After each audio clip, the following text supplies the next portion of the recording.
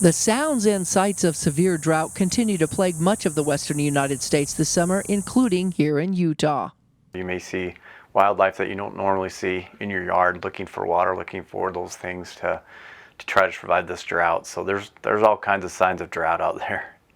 However, wildfires are the biggest concern right now and have been since before the beginning of summer, including this one near Enterprise in June caused by lightning.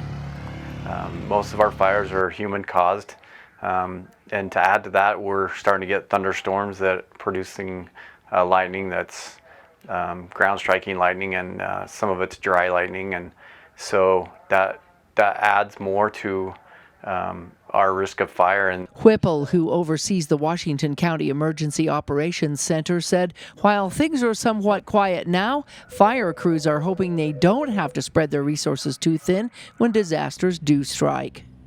There's really nothing you can do to prepare for lightning strikes. I mean, they're going to happen where they're going to happen. We're just trying to keep those crews and those resources as fresh as we can. We're expecting out of our resources, our firefighting resources, to go out and fight those fires.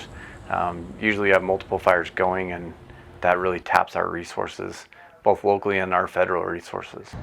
With record-breaking high temperatures beating down on us in Utah, numerous wildfires burning in the west are plaguing the area with a thick blanket of smoke. If smoke becomes too thick, those with existing heart or respiratory ailments should reduce physical activity, especially outdoors. So if you have respiratory issues, just be aware of that. When you go out hiking, when you go out to recreate, make sure that you got your proper supplies. If you have an inhaler, if you have any of those kind of things, make sure that you're ready to be out there. And we would encourage you to not go. Meanwhile, fire officials continue to warn the public to be extremely vigilant and cautious celebrating the next holiday and while recreating throughout the rest of the summer. No fireworks, obviously, no smoking outside your vehicle in those areas. That little spark can just really cause havoc. And because we are also headed into monsoon season, Whipple also cautions hikers and others to be aware of weather forecasts, including flash floods. And don't put yourself in that spot where you can be compromised by a flash flood. And this is the time for them. Over the last night, we had some flooding out to Mataqua. It turned out not to be too bad.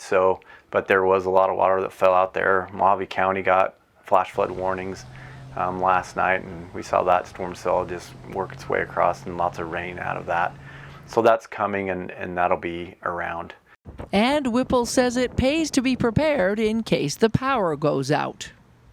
We did have power outages last night from that fire, and it put Gunlock out of power for most of the night. They got it restored and got them going. But think about what you have prepared.